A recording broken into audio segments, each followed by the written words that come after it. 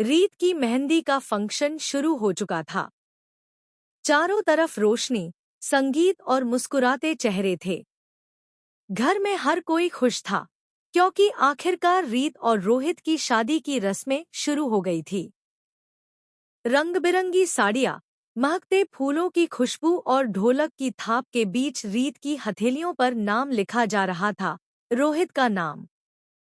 रीत के चेहरे पर मुस्कान थी, लेकिन उसकी आंखों में एक हल्की सी बेचैनी भी थी, जैसे दिल के किसी कोने में कोई अनकहा सवाल दबा बैठा हो। वहीं दूसरी तरफ राघव कमरे के कोने से सब देख रहा था। उसका चेहरा शांत था, पर भीतर एक तूफान चल रहा था। राघव सोच रहा था, रीत मेरी शादी की खबर सुनकर पीछे हट जाएगी। शायद वो मेरे पास वापस आ जाएगी। लेकिन ऐसा नहीं हुआ।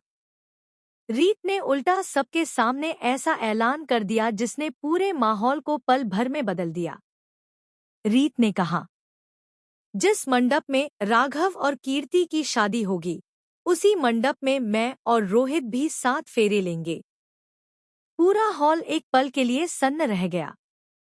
राघव के चेहरे का रंग उड़ गया। उसकी आंखों में गुस्सा, दर्द और हैरानी सब कुछ एक साथ था। वो कुछ कहना चाहता था, लेकिन शब्द जैसे उसके होठों पर जम गए। लोग ताली बजाने लगे।